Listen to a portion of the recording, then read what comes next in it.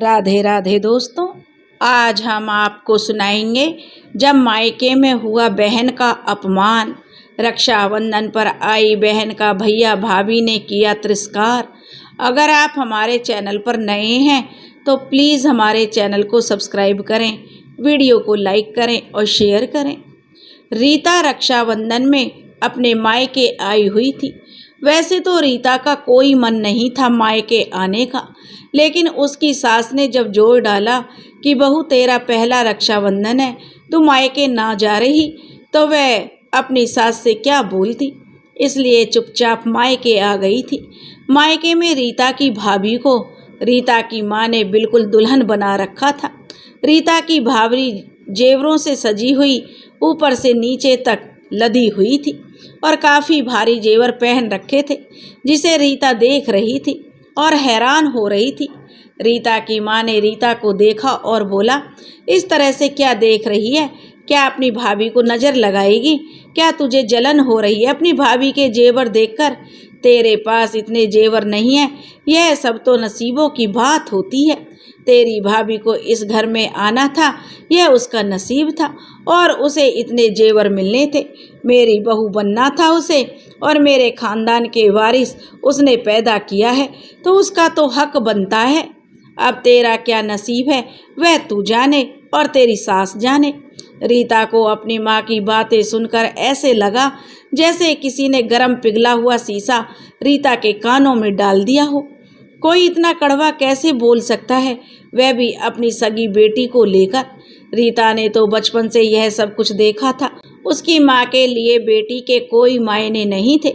उसके खानदान में यही सब कुछ चलता था कि बेटा ही सब कुछ है, बेटियां तो बस इस घर से लेकर दूसरे घर चली जाएंगी, इसलिए बेटे बहू ही उसके घर में सब कुछ माने जाते थे। बेटियों का कोई अस्तित्व नहीं था। रीता की दादी ने शुरू से ही यही किया था। रीता की बुआ का कोई मूल्य नहीं था। रीता की दादी के लिए बस रीता के माता पिता भी यही रीता के लिए कोई मायने नहीं रखते थे। रीता के माता पिता ने भी अपने खानदान की इस परंपरा को निभाते हुए आगे बढ़ाया था। बचपन से ही रीता को माँ बाप का कोई खास प्यार नहीं मिला था, ना ही कोई सुविधा मिली जैसे उसके भाई को मिलती थी। बस उसके माँ बाप उसे पाल पोस रहे थे, यह सोचकर इसे तो दूसरे घर भेजना है, इसके ऊपर क्या खर्च करना। रीता की भाभी जब आई थी तो रीता को लगा था कि भाभी उसकी दोस्त बनकर रहेगी, लेकिन भाभी ने अपनी ससुराल का माहौल देखते ही भांप लिया था और उसने भी रीता की तौहीन करनी शुरू कर दी थी। उसे समझ में आ गया था इस घर में रीता की कोई कीमत नहीं है। उसके सास ससुर सिर्फ और सिर्फ अपने बेटे बहू के बारे में ही सोचेंगे। रीता को मायके में कभी कोई सुख नहीं मिला था और ना ही कोई संपत्ति। बहुत ही कम पैसों में रीता की शादी उसके माँ बाप ने कर दी थी। रीता को एक नज़र में देखते ही रीता के सास ने उसे पसंद कर लिया था। उसे किसी शादी में उन्होंने देखा था और रीता के लिए रिश्ता भिजवा दिया था। जब रीता के माँ बाप ने देखा कि रीता के लिए खुद लड़के वालों की तरफ से रिश्ता आया है, तो उन्हें लगा अब तो रीता लड़के वालों को पसंद है, तो हम इस शादी में फालतू का खर्चा क्यों करें। और उन्होंने सोचा चलो इसकी खूबसूरती कुछ तो काम आई, और उन्होंने बहुत कम पैसों में रीता को ब्याह करके ससुराल भेज दिया था। और रीता की सास को तो बस रीता चाहिए थी अपनी बहू के रूप में। रीता विदा होकर अपने ससुराल आ गई थी। रीता को उसके ससुराल में बहुत प्यार और सम्मान मिला था, लेकिन रीता ने आज तक अपने ससुराल में यह नहीं बताया था कि मायके में उसके साथ कैसा व्यवहार होता है, उसकी क्या कीमत है। और उसके मायके में उसकी कोई इज्जत नहीं है। उसके मायके में बेटियों की कोई इज्जत नहीं करता था। यदि वह अपने ससुराल में अपने मायके की बुराइयां करेगी तो ससुराल में उसकी कोई इज्जत नहीं रह जाएगी और फिर उसकी ज़िंदगी खराब हो जाएगी। इसलिए वह कभी भी अपने मायके की बुराइयां अपनी ससुराल में नहीं करती थी। रीता के ससुराल का माहौल बहुत ही अच्छा था। रीता की भी एक ननंद थी जो कि शादीशुदा थी। लेकिन रीता के ससुराल में ऐसा कुछ नहीं था कि बेटे और बेटी में भेदभाव किया जाए। रीता की ननंद का रीता के ससुराल में बहुत मान था और उसे उसके माँ बाप, भाई और अब रीता भी उसे बहुत मानते थे और उसे काफ़ी कुछ देकर रीता की सास ने विदा किया था। और जब कभी उसकी ननंद मायके आती तो उसके सास ससुर उसे विदा करते वक्त बहुत कुछ देते थे। बहुत मान था रीता की ननंद का रीता के ससुराल में बेटियों को, जो कि उसके मायके में बिल्कुल भी नहीं था। रीता की माँ ने आज जब रीता को ताना मारा कि वह अपनी भाभी के जेवरों को देखकर जल रही है, तो रीता की आंखों में आंसू छलक आए थे कि कैसी माँ है, उसकी कितनी बदनसीब है वह कि वह माँ बाप और भाई के मामले में। तभी रीता का फ़ोन बजा, उसकी सास का फ़ोन था। उसने बोला, बेटा अगर तूने राखी बांध ली हो तो जल्दी से आ जा, तेरी ननंद तेरा इंतज़ार कर रही है, यहाँ भी तो राखी बंधवानी है। रीता ने बोला, हाँ मम्मी जी, मैं तुरंत आ रही हूँ, कहकर रीता जाने लगी। रीता अपनी शादी के बाद पहली बार मायके आई थी, लेकिन रीता के मायके वालों से उसका मान सम्मान नहीं किया गया। जाते वक्त माँ ने उसे 500 रुपये शगुन का लिफाफा पकड़ा दिया और राखी पर भाई ने भी बस 500 रुपये पकड़ा दिए। उनके हिसाब से बेटियां तो बस लेने के लिए ही पैदा होती हैं, उन्हें कितना भी दिया जाए। रीता ने बोला, मैं जा रही हूँ मम्मी, मेरा इंतज़ार कर रही हैं, और रीता चली गई। उसके भाई भाभी उसे बाहर तक छोड़ने नहीं आए। इतना घमंड था उन्हें। आज रीता का बहुत अपमान अपने मन में वह महसूस कर रही थी। शादी के पहले जो होता था वह तो उसने बर्दाश्त कर लिया था, पर वह अब शादीशुदा थी, उसे यह बेइज्जती बर्दाश्त नहीं हो रही थी। उसे लगा अब उसकी शादी हो गई है तो शायद अब वह मायके जाए तो वहाँ का माहौल अलग हो, पर ऐसा कुछ नहीं था। आज रीता को बहुत ही ज़्यादा अपमान महसूस हो रहा था, जो कि उसके चेहरे पर साफ दिखाई पड़ रहा था। रीता अपने ससुराल पहुंच चुकी थी, पर उसका चेहरा देखकर उसके ससुराल वालों को समझ में आ गया था कुछ ना कुछ बात तो जरूर है। उसके पति और सास ने रीता से पूछा, कुछ हुआ है क्या रीता? रीता ने बोला, नहीं जी, कुछ नहीं हुआ, और वह राखी बंधवाने के लिए अपने पति के साथ बैठ गई। रीता की ननंद ने रीता और अपने भाई को राखी बांधी। रीता के पति ने तुरंत ही अपनी जेब से 11,000 रुपये निकालकर ननंद को दिए, जिसे रीता देखती रह गई। उसे तो यकीन नहीं हुआ कि कोई घर की बेटियों के लिए इतना भी कर सकता है। तभी रीता की सास एक जेवर का डब्बा लेकर आई और रीता के हाथ में देकर बोली, इसे अपनी ननंद को दे दे रीता। रीता ने खोल कर देखा, उसमें एक सोने की चेन थी। रीता ने उसे अपनी ननंद को दे दिया। रीता की ननंद बहुत खुश हो गई और बोली, वाह, राखी पर तो मेरी मौज हो जाती है। और रीता के ससुराल में सब हंसने लगे। रीता के ससुराल का माहौल रीता के मायके से बिल्कुल अलग था। रीता की ननंद को काफ़ी कुछ देकर रीता की सास ससुर ने विदा किया था, और आज भी जब वह आती थी तो उसका बहुत मान सम्मान किया जाता था। रीता को यह सब कुछ बहुत अच्छा लगता था और लगता था कि चलो कम से कम किसी घर की बेटी तो सुखी है।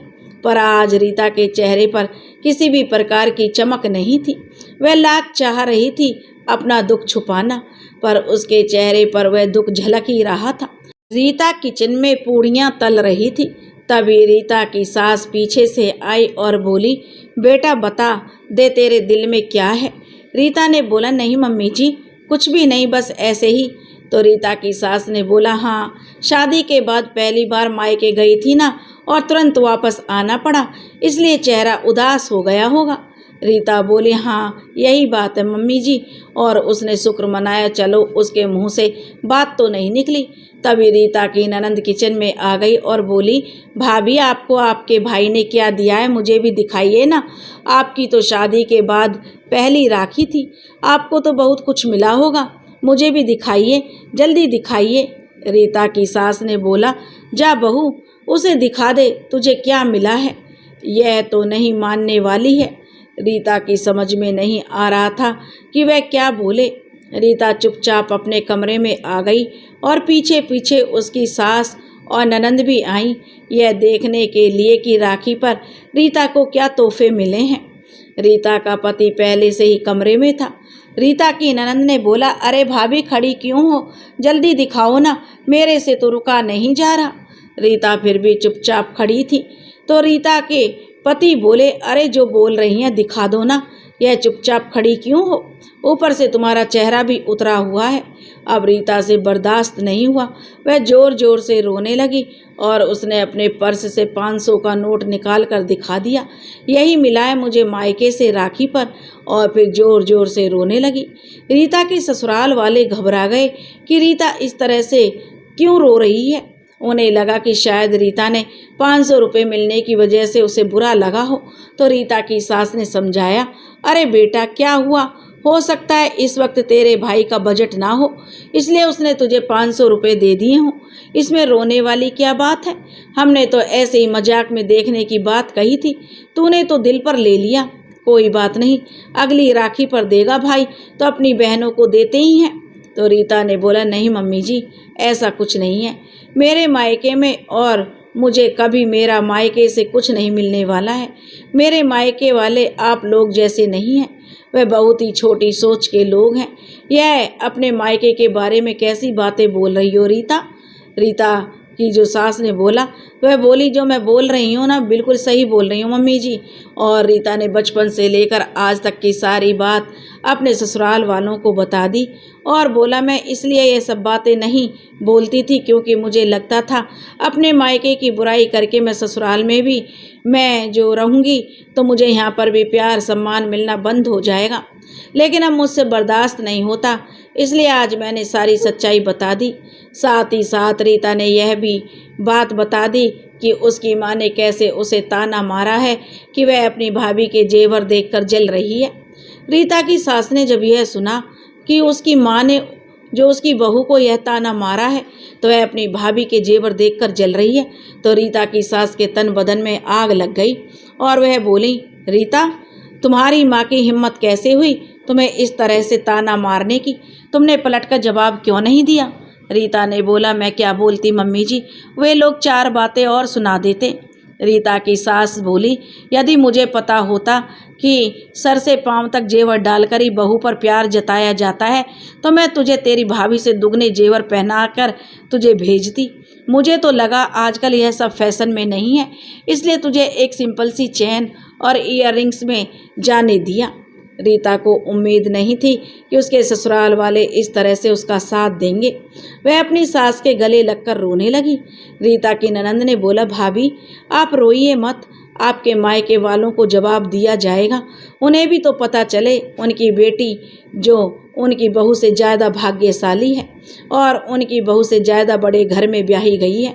अभी उन्हें पता ही कहाँ है हमारे घर में क्या है और क्या नहीं, उन्होंने तो बस उतना ही देखा है जितना उन्हें दिखाया गया है। रीता की सास ने बोला, हाँ बहू तेरी ननंद सही बोल रही है, भगवान की दया से हमारे पास रुपए पैसे की कोई कमी नहीं है, पर हम कभी उसका दिखावा नहीं करते। रीता के ससुर भी तब तक कमरे में आ चुके थे। उन्होंने बोला, हाँ बहू भगवान की दया से हमारे पास बहुत कुछ है जो कि मैंने खुद कमाया है, इसके साथ ही साथ पुश्तैनी ज़मीन जायदाद भी मेरे पास बहुत है, लेकिन हमारा मानना है कि दिखावा करने से कोई फ़ायदा नहीं होता। लेकिन जब तुम्हारे मायके वाले ही ऐसी नीचता कर सकते हैं, हमारे घर की बहू को ऐसी बात बोल सकते हैं, तो उन्हें तो जवाब देना बनता है। और उन्होंने रीता की सास से बोला, मेरी बहू के लिए एक से एक भारी जेवर बनवाओ या अगर पहले से हैं तो निकालो, ऐसे जेवर होने चाहिए कि दुनिया देखती रह जाए। रीता की सास ने बोला, जी बिल्कुल। रीता ने अपने ससुराल वालों से बोला, आप लोग क्या करने वाले हैं। तो रीता की ननंद ने बोला, नवंबर में आपकी शादी की पहली सालगिरह है और हम उसे अच्छे से मनाने वाले थे, लेकिन अब आपके मायके का हाल देखकर हम उसे अच्छे से नहीं मनाएंगे बल्कि उसे शाही अंदाज में मनाएंगे। ऐसी पार्टी करेंगे भाभी कि पूरा शहर देखता रह जाएगा। दिखाना तो बस आपके मायके वालों को है, लेकिन करना तो पड़ेगा ही। आखिर आपकी माँ को जवाब जो देना है, हमारी भाभी को रुलाया है शादी के पहले, उन्होंने जो किया वह किया, अब उनकी हिम्मत नहीं हमारी भाभी को कुछ बोलने की। यह कहकर रीता की ननद एक जोरदार ठहाका लगाया और रीता भी हंसने लगी। रीता की सास बोली, अच्छा बहू अब तुम आराम करो, हम चलते हैं। यह कहकर रीता के सास ससुर और ननंद कमरे से बाहर निकल गए। रीता के पति ने बोला, इतना कुछ तुम्हारे दिल में था और तुमने आज तक मुझे भी नहीं बताया रीता। रीता ने बोला, मुझे डर लगता था जी, कहीं मैं ससुराल में भी सबके लिए बोझ ना बन जाऊं। मुझे अगर पता होता कि मेरे ससुराल में सब इतने अच्छे हैं तो क्या मैं नहीं बताती। रीता के पति ने बोला, रीता तुम्हारी माँ ने आज तुम्हारे साथ बहुत बुरा किया। मुझे बहुत गुस्सा आ रहा है यह सुनकर कि उनकी हिम्मत कैसे हुई मेरी पत्नी से ऐसा बोलने की। खैर इसमें मेरी ही गलती है, मुझे तुम्हारे साथ जाना चाहिए था तो वहीं पर उन्हें जवाब मिल जाता, लेकिन उन्हें जवाब तो ज़रूर मिलेगा। अगले ही दिन से रीता की सास ने तैयारियां शुरू कर दी उसकी मां को जवाब देने के लिए। वह रीता को लेकर बहुत बड़े ज्वेलर के पास गईं और बोला, मुझे आज के लेटेस्ट डिजाइन के हर टाइप के जेवर दिखाइए। इतने जेवर चाहिए कि मेरी बहू के कपड़े कम और जेवर ज़्यादा दिखें, पर सारे के सारे बिल्कुल लेटेस्ट और फैंसी होने चाहिए। रीता ने बोला, यह आप क्या कर रही हैं मम्मी जी, इसमें तो बहुत पैसा लगेगा। तो रीता की सास ने बोला, उसकी चिंता तुम मत करो, तुम्हारी दादी सास ने तुम्हारे लिए काफ़ी पुश्तैनी जेवर छोड़े हैं, पर वह इतने पुराने डिजाइन के हैं कि तुम्हें शायद पसंद ना आए और वह काफ़ी भारी भी हैं। उनसे ही तुम्हारे नए जेवर मैं बनवाऊंगी और मैं चाहती तो मैं अपने पैसों से भी बनवा सकती थी बहू, लेकिन जब इतने पुश्तैनी जेवर पड़े हुए हैं तो मुझे पता है तुम उन्हें पहनने वाली तो हो नहीं, क्योंकि तुम्हारी फैशन के वो नहीं हैं। उन्हें तो क्यों ना मैं तुड़वा कर नए ट्रेंडी डिज़ाइन बनवा दिए जाएं ताकि तुम पहन भी सको, और हम फालतू के पैसा उड़ाने में विश्वास भी नहीं रखते। यह तो तुम्हारी माँ को दिखाने के लिए हमें करना पड़ रहा है बहू, जो कि बहुत ज़रूरी है, और वैसे भी जो कुछ भी हमारे पास है बाद में तुम्हारा ही तो है। बेटी को तो हमने काफ़ी कुछ देकर विदा किया है और हमें बहुत अच्छे से पता है जब भी मायके मेरी बेटी आएगी तुम दोनों भी उसे कभी खाली हाथ जाने नहीं दोगे। रीता ने बोले, हाँ माँ बिल्कुल हम ऐसा ही करेंगे, कभी भी ऐसा नहीं होने देंगे।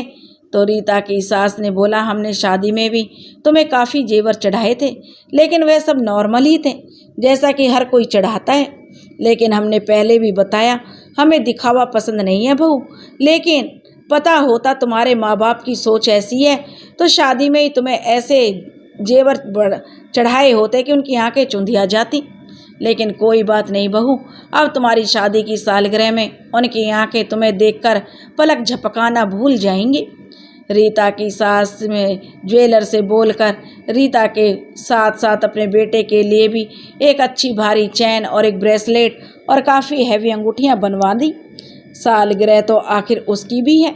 ज्वेलर ने बोला, बिल्कुल जी, आपको सब कुछ समय पर मिल जाएगा। रीता के सास ससुर ने काफ़ी बड़ा रिसोर्ट रीता की एनिवर्सरी के लिए बुक किया और देखते ही देखते एनिवर्सरी वाला दिन आ गया और रीता के मायके वाले भी उस पार्टी में आने वाले थे। काफ़ी बड़े पैमाने पर इंतजाम किया गया था। आने वाले मेहमानों का कहना था, यह तो आपने शादी से भी बड़ा ज़्यादा अच्छा और महंगा किया है, बहुत अच्छी बहू मिली है आपको जिसकी खुशी में आपने इतनी बड़ी पार्टी दी है। तो रीता के सास ससुर ने बोला, बिल्कुल जी, हम नसीब वाले हैं जो हमें रीता जैसी बहू मिली है, तो उसका हक बनता है ऐसी पार्टी के लिए। तभी रीता के माँ बाप और भाई भाभी भी आ गए। रिजॉर्ट के अंदर घुसते ही उन्हें तो यकीन नहीं हुआ कि ऐसी पार्टी मैरिज एनिवर्सरी के लिए भी कोई दे सकता है। इतना पैसा सिर्फ एक एनिवर्सरी के लिए फूंक दिया। रीता की माँ तो अपनी आदत के अनुसार अपनी बहू को जेवरों से लाद कर लाई थी और उसकी माँ के हिसाब से उसकी बहू से ज़्यादा जेवर तो किसी ने नहीं पहने होंगे, और रीता ने तो बिल्कुल भी नहीं। उसकी माँ को अभी यही लग रहा था कि भले ही इतने बड़े रिजॉर्ट में पार्टी कर दी है, पर पहनने ओढ़ने में तो मेरी बहू से पीछे ही होगी। इसी गुमान में उसके मायके वाले अंदर गए और रीता और उसके पति से मिलने स्टेज पर गए। रीता और अपने दामाद को देखकर रीता की माँ देखती रह गई। रीता की भाभी तो मानो पागल ही हो गई। रीता और उसके पति ने बहुत महंगे डिज़ाइनर कपड़े पहन रखे थे, साथ ही उसके सास ससुर और ननंद ने भी बहुत महंगे डिज़ाइनर कपड़े पहन रखे थे। रीता बिल्कुल लेटेस्ट ट्रेंडी फैशनेबल ज्वेलरी से भरी पड़ी थी। सारी ज्वेलरी एक से बढ़कर एक थी और बिल्कुल लेटेस्ट डिजाइन के साथ। देखकर पता चल रहा था कि काफ़ी महंगे होंगे। रीता की भाभी के जेवर तो रीता के जेवर के 10वां हिस्सा भी नहीं थे। रीता की माँ और भाभी तो रीता को देखते रह गईं। ऊपर से उनके दामाद ने भी काफ़ी मोटी चैन, अंगूठियाँ और ब्रेसलेट पहन रखा था, जो रीता का भाई देखता रह गया क्योंकि उसने जेवर के नाम पर कुछ नहीं पहना था। रीता के मायके वालों को यकीन नहीं हो रहा था रीता की किस्मत पर, क्योंकि उसकी माँ के हिसाब से तो उसकी बहू ही सबसे ज़्यादा किस्मत वाली थी। तभी रीता की सास वहाँ आ गई और बोली, क्या समधन जी, क्या हाल चाल है? तो रीता के ऊपर से बिना नज़र हटाए रीता की माँ और भाभी ने रीता की सास का अभिवादन किया और बोला, सब ठीक है। रीता की सास तो बस इसी मौके की तलाश में थी। उन्होंने बोला, अरे ऐसे क्या देख रही हैं आप? और आपकी बहू मेरी बहू को नज़र लगाएंगे क्या?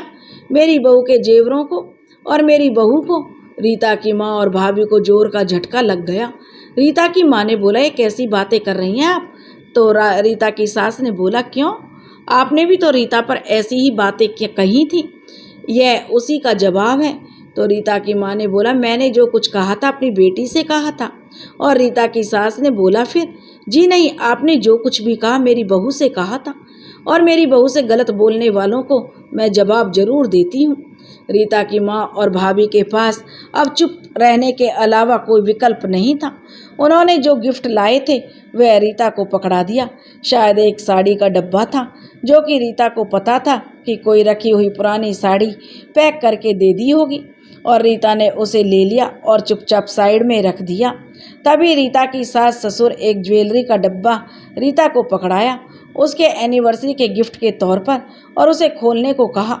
रीता ने जब डिब्बा खोला तो उसमें एक डायमंड का सेट था, जिसे देखते ही सबकी आंखें जो चौंधिया गईं।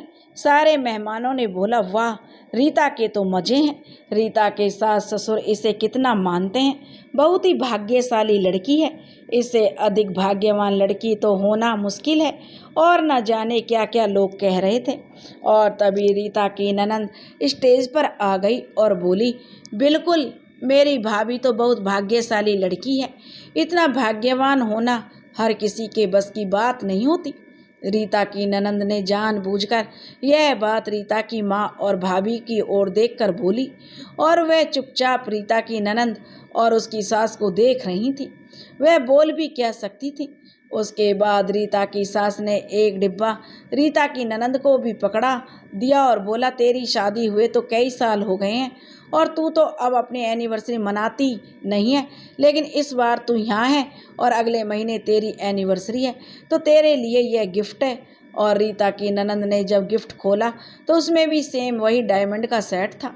रीता की ननंद ने जब से इस डायमंड का सेट देखा तो वह खुशी से चिल्ला पड़ी, अरे यह तो सेम टू सेम मेरे लिए भी। तो रीता की सास ने बोला, बिल्कुल, हम बेटी और बहू में फ़र्क नहीं करते। जब बहू को दिया है तो बेटी को भी देंगे। बेटी को माँ बाप देते ही क्या हैं, यही थोड़े बहुत गिफ्ट। बाकी पुश्तैनी संपत्ति और जमीन जायदाद तो बेटे की ही होती है, तो बेटी को देने के लिए सोचना क्या। वैसे भी कहावत है, बेटी को जितना दोगे उतनी बरकत होगी। जो लोग बेटियों को देने से भागते हैं और जो ऐसा करते हैं, आज नहीं तो कल इसका फल उन्हें भोगना ही पड़ता है। आखिर क्यों बेटियों को बोझ समझते हैं? बेटियां नहीं होंगी तो बहुएं कहाँ से आएंगी? रीता के सास ने यह बात रीता की माँ की ओर देखकर बोला। रीता की ननंद बोली, मुझे तो गिफ्ट वगैरह से उतना मतलब नहीं, बस मायके में सम्मान मिलना चाहिए और जीवन भर मेरा मायका बना रहना चाहिए। तो रीता ने बोला, बिल्कुल ननंद जी, जीवन भर आपका मायका ऐसे ही बना रहेगा और आपके भाई भाभी हर कदम पर आपके साथ खड़े मिलेंगे। जिस तरह से बहू के रूप में मैं बहुत भाग्यशाली हूँ कि मुझे ऐसे सास ससुर ननंद और ससुराल मिला, वैसे ही बेटी के रूप में आप बहुत भाग्यशाली हैं कि आपको इतना अच्छा मायका मिला, इतने अच्छे माँ बाप और भाई मिले और अब भाभी भी। हर बेटी इतनी भाग्यशाली नहीं होती है। यह कहकर रीता ने अपनी ननद को गले से लगा लिया। अपनी माँ की ओर देखते हुए रीता और उसके ससुराल वालों ने रीता के मायके वालों को आज मखमल में लपेट लपेट कर ताना मारा था और उनके पास कोई जवाब नहीं था। इतना अंदाजा तो उन्हें लग चुका था कि रीता के पास उनसे 10 गुना ज़्यादा पैसे हैं। साथ ही साथ रीता की सास ने भी यह एहसास दिला दिया था कि रीता का भाग्य उनकी बहू के भाग्य से कहीं ज़्यादा अच्छा है। रीता के मायके वालों ने चुपचाप खाना खाया और वहाँ से जाने लगे। रीता ने अपने पति को बताया कि उसके भाई भाभी उसे बाहर तक छोड़ने नहीं आए थे, पर रीता अपने मायके वालों को छोड़ने जा रही थी कि उसके पति ने उसका हाथ पकड़ लिया और इशारों से उसे मना कर दिया और रीता रुक गई क्योंकि ससुराल वालों ने ही समय पर उसका साथ दिया था। दोस्तों, अगर आपको यह कहानी पसंद आई हो तो प्लीज़ हमारे चैनल को सब्सक्राइब करें, वीडियो को लाइक करें और शेयर करें। राधे राधे।